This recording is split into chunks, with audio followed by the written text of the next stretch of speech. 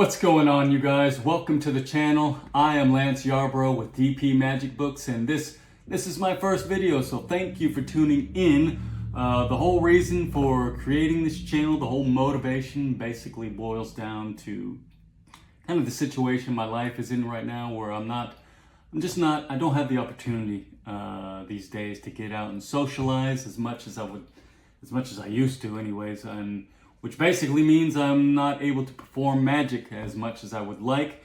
Nevertheless, magic is boiling around in this brain here on a daily basis. I got ideas, magic tricks are just swirling around in here, and I need to get them out. So I figure, why not share it with the community, share it with some people who can actually get out and put these ideas to use. So that's how I'm here making a video for you now. As for the videos themselves, my idea moving forward, creating more videos in the future, I kind of have an idea of kind of the format I want to stick to with these videos. I'm going to give you guys trick ideas. I'm going to give you tricks, but I want my videos to focus more on the principles, the methods, and the techniques that make the tricks work, rather than just give you a trick and there's the trick and this is how you do it. I really want to do deep dives into principles, methods, and give you alternatives. Just give you the tools you need to mold your own magic out of these principles and these techniques. So that's really where my mind is at, and that's how I'm going to approach these videos in the future.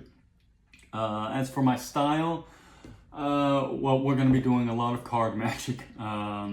A little bit of mentalism, definitely mentalism with cards.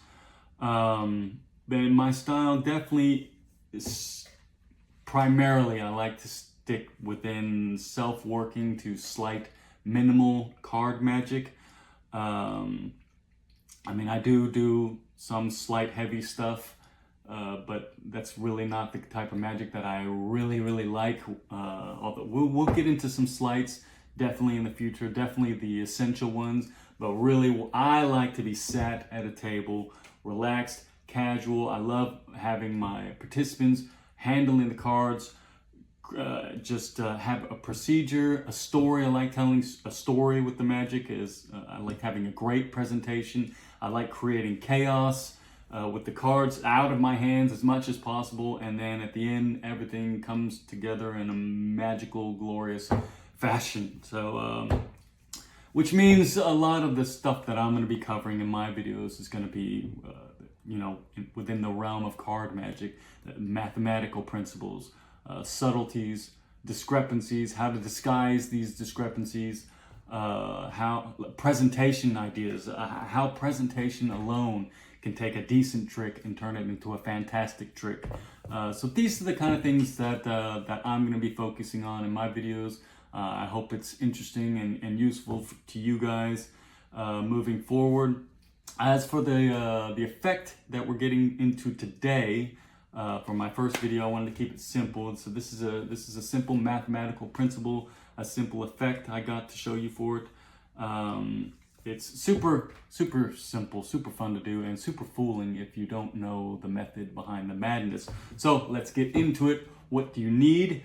Well, you need a deck of cards, and preferably, not necessary, but it's definitely preferable to have two participants to play one with the other, as you'll see as we get into it. The effect that I'm going to show you starts by having the deck thoroughly shuffled out of your hands. Your participants can shuffle it, cut it to their heart's content. The deck is returned, and then you're going to tell your participants that you want them to help you find a card. And you just call out a card out of thin air. Let's just say the 2 of spades. Let's have your two participants are going to help you find the 2 of spades.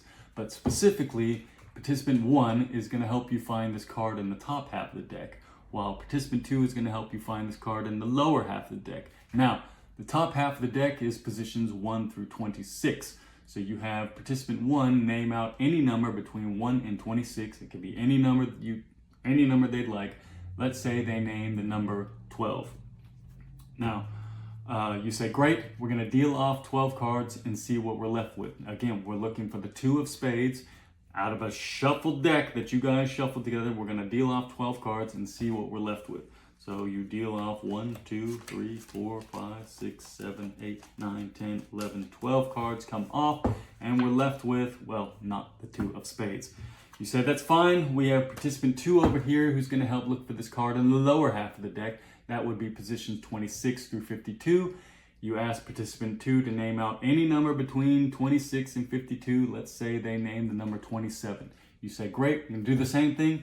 Deal off 27 cards and see what we're left with. 1, 2, 3, 4, 5, 6, 7, 8, 9, 10, 11, 12, 13, 14, 15, 16, 17, 18, 19, 20, 21, 22, 23, 24, 25, 26, 27 cards come off, and we're left with still no 2 of spades. You say what the problem is you guys need to meet somewhere in the middle. Now, participant 2, you called out the number 27. Participant 1, you called out the number 12, I believe it was. 27 minus 12 is 15. The 15 would be exactly in the middle. So let's deal off 15 cards and see what we're left with. 1, 2, 3, 4, 5, 6, 7, 8, 9, 10, 11, 12, 13, 14, 15 cards come off. And wouldn't you know, we've arrived at the 2 of spades. That's the trick, that's the effect, that's, how does it work? Well, it's math, that's how it works. It's essentially a mathematical principle that through its procedure leads you back to the original top card of the deck. So that's what you need, that's all you need to know. Well, you need to know the procedure, but before starting the procedure, all you need to know is whatever the top card of the deck is. Now, full disclosure, I am using a marked deck. I'm almost always using a marked deck, and in the future videos, I will most likely be using a marked deck. Like I said, I almost always have a marked deck, even though I do a lot of sleight of hand, heavy card magic.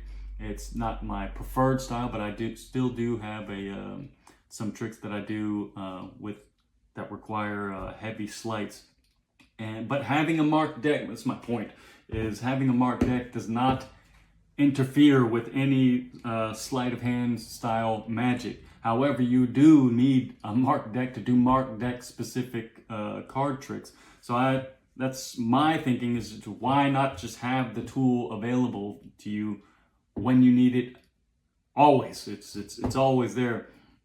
So and also even with tricks that don't require like this trick does not require you to have a marked deck. However, it can make tricks that don't require a marked deck much easier to use or to handle, to make the magic work, to make the trick work.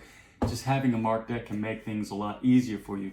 And this trick, for example, the cards can be shuffled by your participants out of your hands, cut and whatever, and when the cards are brought back, I can see the top card is the 6 of hearts, and it's that easy. It's one less thing that I have to do, and just gives that extra couple percentage more fooling for the participant.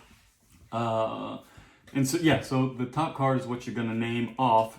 I don't have to look. I can see it's a 6 of hearts. However, if you don't have a marked deck, no problem. There's many ways to easily, simply get a glimpse of the top card. After your participants have shuffled the deck, you can take the deck back and just scan through it as if to verify the shuffled nature of the deck after they've shuffled. And you say, yeah, this looks like a pretty good shuffled deck to you. Looks pretty well shuffled to me. And then you just casually glance the top card of the deck, 6 of hearts, and that will be the card that you will name out that you want your participants to find. Alternatively, you could take the deck back after it's been shuffled and riffle the back edges of the cards as you're casually talking to your participants, telling them what you want them to do, and then you just let that last card drag a half second longer as you glimpse the top card, and that way there are many, many simple ways to glimpse the top card of the deck. Once you know the identity of the top card of the deck, and whichever way you want to do that, now you can get into the procedure. Again, it's a mathematical procedure that will bring you back to that top card of the deck. So let's go over it one more time. Again, you're playing two participants with each other, against or with each other. It's not against each other. I mean, you're going to be subtracting eventually, but they're all playing the game together. The participant 1 is looking for the card in the top half of the deck. Participant 2 is looking for in the bottom half of the deck. So participant 1 is going to name a card between 1 and 26. Participant 2 names one between 26 and 52. And they can name any number they'd like to within that range. Now, let's say participant 1 names off the number 11. Interesting point here, because you're going to deal those cards off, and you want to specify that you're going to deal those cards off. Remember, in this example, we're looking for the 6 of hearts. So they named 11. You're going to deal those cards 1, 2, 3, 4, 5, 6, 7, 8, 9, 10, 11. But you're not going to flip over the 11th card. You're going to flip over what's left over, the card that's on the leftover stock that's still in your hand. So you want to specify in the beginning that you're going to deal those 11 cards off and see what we're left with, okay? Off and what we're left with. So those cards come off. This card will not be, what are we looking for? The 6 of hearts. It will not be the 6 of hearts, obviously. And you flip over this card that's still in your hand. And then the dealt cards get placed back on top. And then you bring attention to participant 2, who's to name a number between 26 and 52. Let's say they name 27 again. The same thing, you're going to deal those 27 cards off and see what we're left with. 1, 2, 3, 4, 5, 6, 7, 8, 9, 10, 11, 12, 13, 14, 15, 16, 17, 18, 19, 20, 21, 22, 23, 24, 25, 26, 27 cards come off, and we're left with not the 6 of hearts. Will never be the card you're looking for. Take the dealt cards, put them back on top, and this is where you're gonna play the two with each other and say that they need to meet somewhere in the middle. That's why they can't find the card. They need to meet somewhere in the middle. So this is your subtraction process, which will bring you back to the original top card. You're going to subtract the large number from the smaller number. I mean, the larger number is going to be on the bottom half, and the smaller number is going to be on the top half, but you got to subtract the larger number from the smaller number. In this case, it was 27 and 11. That would be 16, and that's what you're going to say. 16 would be exactly in the middle of their two randomly named out numbers. And so you're going to deal those, again, you're going to deal those cards off and see what you're left with. 1, 2, 3, 4, 5, 6, 7, 8, 9, 10, 11, 12, 13, 14, 15, 16 cards come off. And wouldn't you know, we arrived at the 6 of hearts. A deck that was thoroughly shuffled, randomized by your participants.